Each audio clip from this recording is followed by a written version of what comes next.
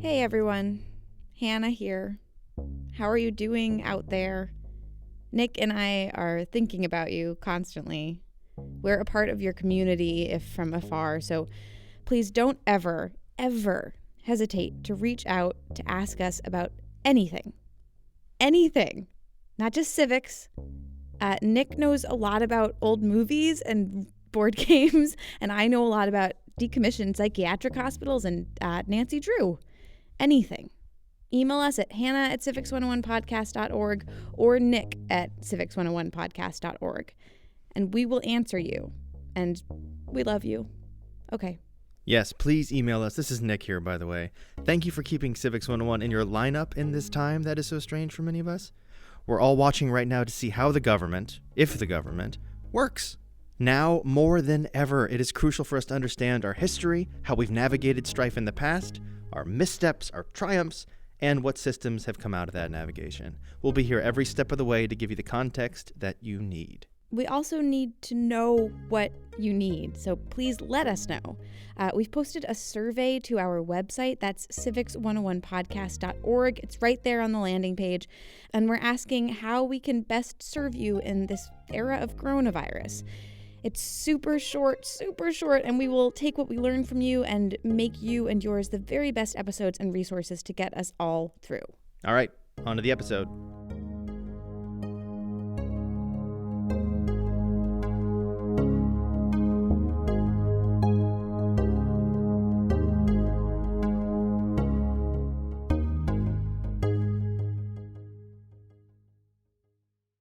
There's this pretty powerful story that tends to go along with telling people how the 19th Amendment came to be. It happens in a place called Seneca Falls, New York.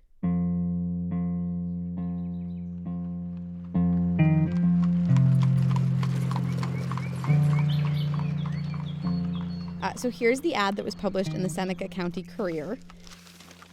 A convention to discuss the social, civil, and religious condition and rights of women will be held, blah, blah, blah.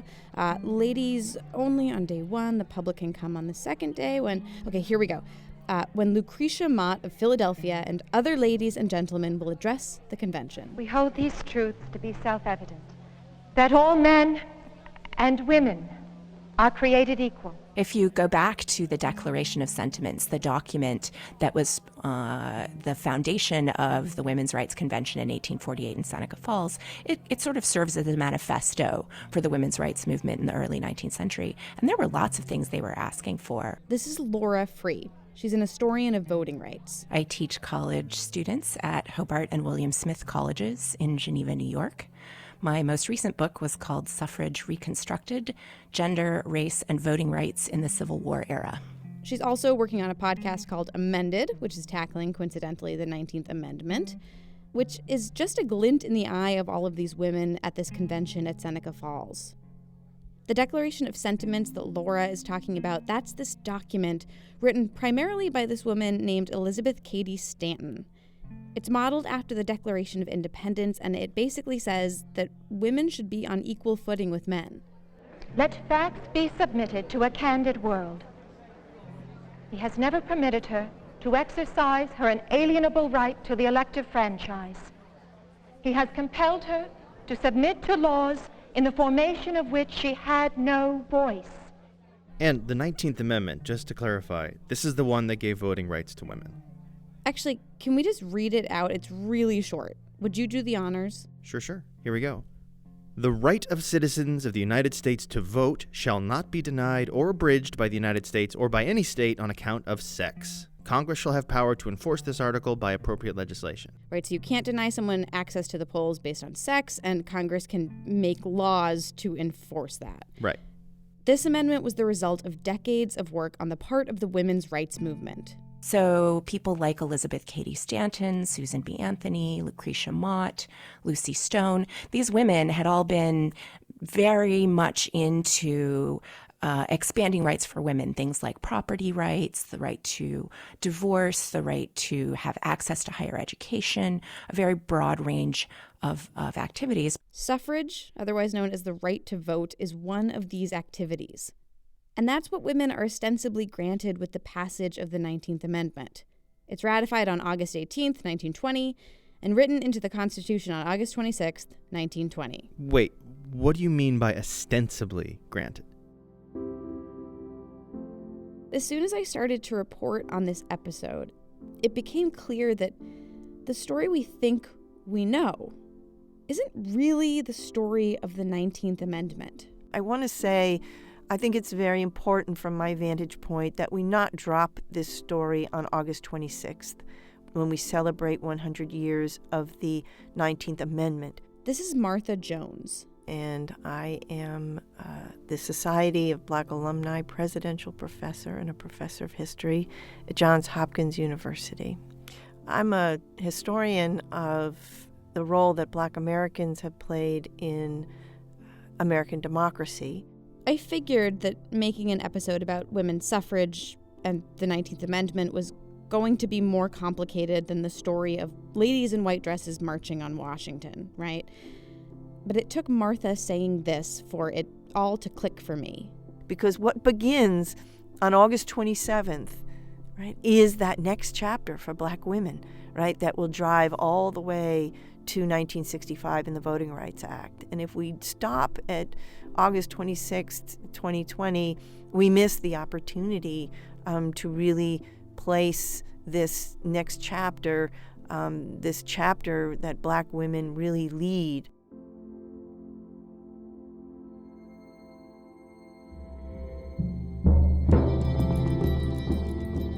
This is Civics 101. I'm Hannah McCarthy. I'm Nick Capodice. And today we are talking about the 19th Amendment, the long fight that preceded it and the long fight that followed. So long, in fact, that we need 2 episodes to tell this story. Women's enfranchisement continued to be a struggle long after the American suffrage movement ended. The 19th Amendment isn't some singular event. It's a continuing principle that, just like every other amendment, takes proactive enforcement. So this is a story about voting, but it's also a story about civil rights. It's about race, it's about slavery. It's about the reasons why, when we think 19th Amendment, we think Susan B. Anthony, we think Seneca Falls. All right, the prevailing story about the 19th Amendment goes like this. So we have a very clear set of outlines that start and finish the story. This is Lisa Tetrault, author of The Myth of Seneca Falls. So what is the myth? 1848, women make the first claim for the vote, which is false, but that's the way the story's told. In actual fact, women had been calling for enfranchisement and empowerment and equal rights for a long time before this. And that declaration of sentiments, that manifesto for the women's rights movement, He has usurped the prerogative of Jehovah himself, claiming it as his right to assign for her a sphere of action when that belongs to her conscience and to her God. We elevate the Declaration of Sentiments simply because we have given so much credit to Seneca Falls, but that wasn't the first women's rights manifesto. Sarah and Angelina Grimke wrote women's rights manifestos. Maria Stewart was writing, a black woman, free black woman in the 1830s, was writing women's rights manifestos. By the way, Nick, Martha told me that Stewart wasn't just politically active. She was the very first American woman to speak at a podium to a mixed audience about politics. The very first. And when we read the records of her speeches, when we read the pamphlets that she published, what we discover is that she is already rethinking politics in what today we would call intersectional terms, which is to say she's already cognizant that she, as an African American woman, labors under 2 burdens, racism and sexism. All right, so I feel like Lisa and Martha are describing some radical women. So if these bold moves were being made by people like Maria Stewart, like 15 years before Seneca Falls, why does everyone talk so much about Seneca Falls? That's a great question, and I'm going to call that myth number 2. So it became to be curious to me as to how Seneca Falls won out as the vision for when at least this kind of strand of white women's organizing began. And although black women were there, but this wasn't always their preferred method of organizing. And so I started wondering, like, where on earth did this story come from? Lisa told me that as she dug into this story, she discovered that it's not like people immediately happily fell in line behind women like Susan B. Anthony and Elizabeth Cady Stanton. They didn't become the names that we remember by default. They made that happen. There were contests against their leadership, and different organizations formed that were rivaling them and sort of arguing they weren't legitimate leaders anymore because of the racism and the anti-Black sentiments they were engaging in. And so one of the things they do is start to tell this Seneca Falls story as a way to center their own leadership. So by centering the movement at the beginning at Seneca Falls, she really cuts out, without resorting to outright exclusion, cuts out all of these other women and says, I am the movement, right? I began the movement, therefore I am the movement, therefore my leadership is the most legitimate. And through a variety of really complicated things, Susan B. Anthony, who wasn't there, even though a lot of people put her there, which is really the logic of the story they create, Susan B. Anthony very quickly becomes associated with that event and will always carry the mantle of it, even though she was never there.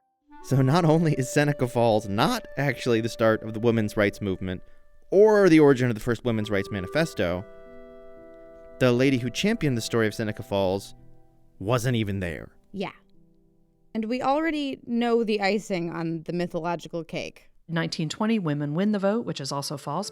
And in between, a lot of white ladies, who's mostly who we remember, sort of march up and down and champion and fight valiantly and keep the cause alive and win voting rights for all women. The question is then, Hannah, what is the real story about women's suffrage?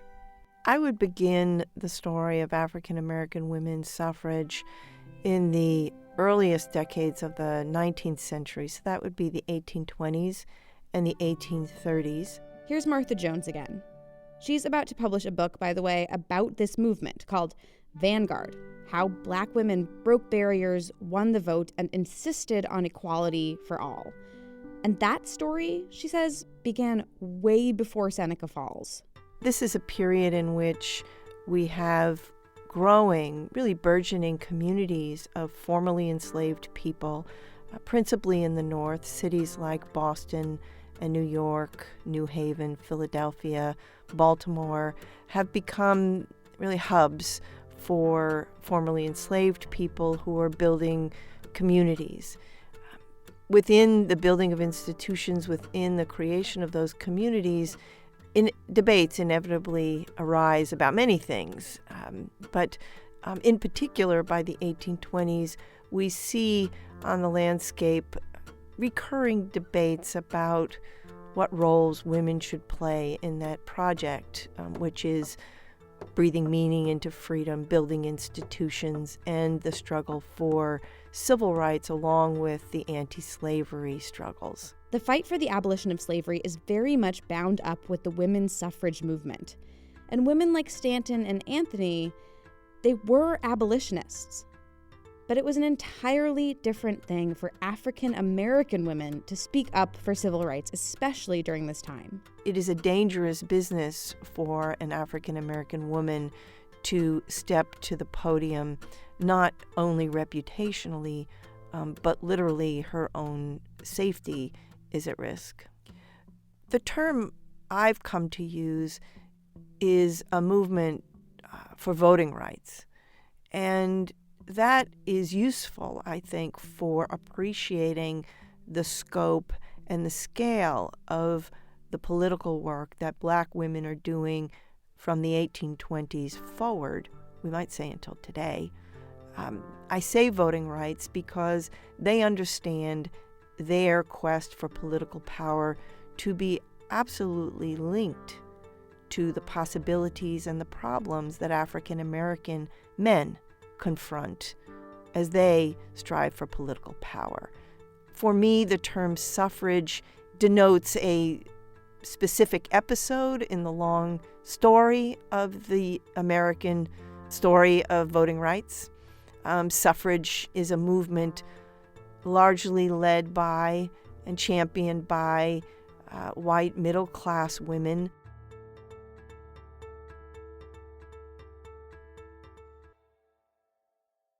And were those white middle-class women involved in that same fight? You said that Susan B. Anthony was an abolitionist. Did she fight alongside the African American community, like in the name of the African American community? These women had all been very much into expanding rights for women, but they also were interested in ending slavery in the United States. So during the Civil War, they agreed to help the Republican Party to pass the 13th Amendment to the Constitution. And the 13th Amendment said that there can be no slavery or involuntary servitude in the United States. But ending slavery is a different thing from campaigning for civil rights. Did the 14th and the 15th get the same support from people like Stanton and Anthony? This is actually where things really start to fall apart. See, Laura told me that suffragists expected a kind of quid pro quo on the part of the Republican Party. Like, we helped you to get this massive legislation passed. We helped you to abolish the institution of slavery. And now it is time to give us what we want, which is women's rights, women's voting. But when Congress starts to debate the 14th and 15th Amendments, they also start to consider ways to exclude women from these changes to the Constitution. So Stanton and Anthony see that this is going on. They see that that gender is a problem. They see some of the early proposals. There are 70 different proposals for the text of the 14th Amendment. They see that in some of the early proposals, some people have included the word male. So they kind of freak out, and they say to all their friends, we've got to stop this. Now, at first, it seems like this could be a moment that will strengthen the activist community.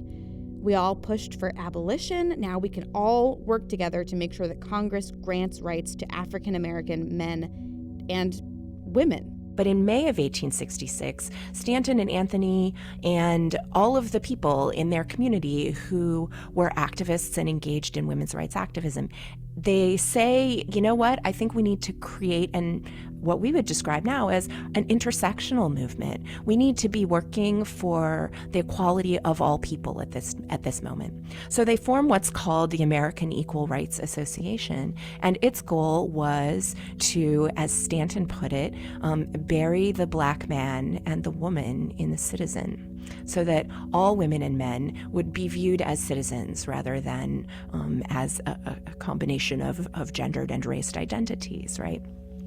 So they attempt this alliance. They attempted an alliance. Operative word there. At this meeting in 66, this is where Frances Ellen Watkins Harper, who's probably one of the most well-known Black writers at this time period, she's a poet, she's a novelist, she's also an incredible speaker. She gets up and gives us really interesting speech, and she says, basically, it's known as the all bound up together speech, and she says, we're all bound up together. Here's her language. She says, you white women speak here of rights. I speak of wrongs. So her experience, she's saying, as a woman of color in the United States, is an experience of being wronged, and that rights are important, but that she wants to rectify the wrongs, the harms that are being done to women of color. She's like, I do not believe that white women are dewdrops just exhaled from the skies.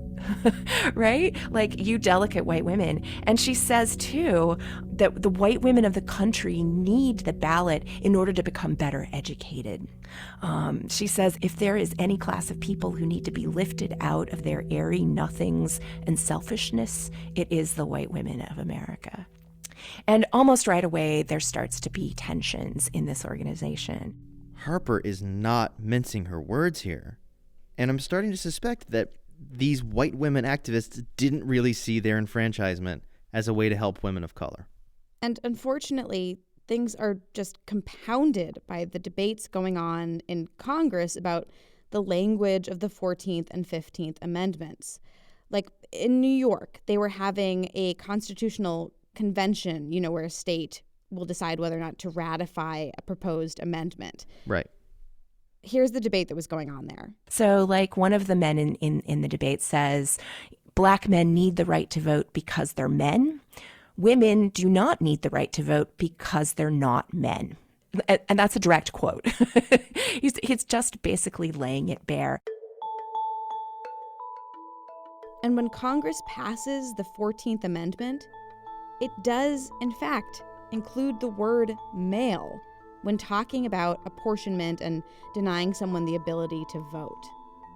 And when they pass the 15th, it does prohibit disenfranchisement based on race. And only enfranchises black men.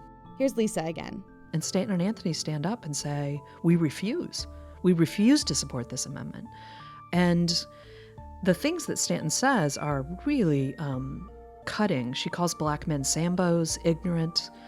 She says that, and she goes on to then rail against not just black men, but the immigrants, and, the kind of ignorant foreign vote, and Chinese men. And she goes on and on and on and says we cannot have these people, these degraded people voting over educated white womanhood, refined educated white womanhood.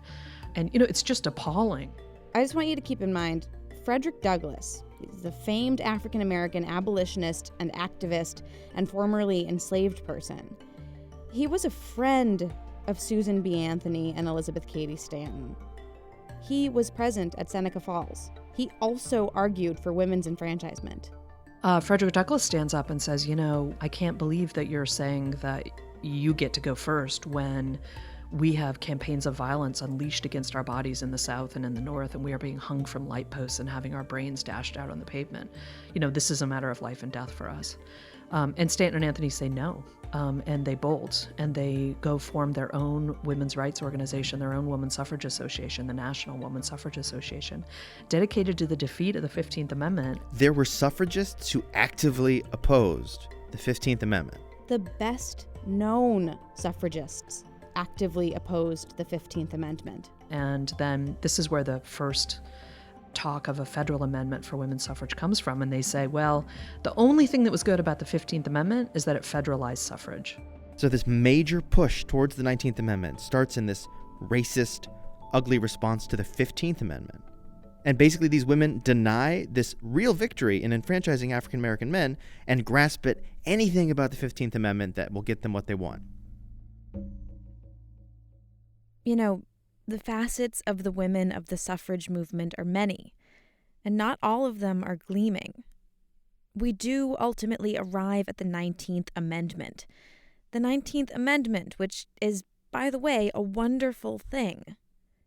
But the way we finally got there says a lot about the women who led the movement, and it set the stage for a whole new era in the battle for enfranchisement. The winding story of the 19th Amendment continues in Part 2, here on Civics 101.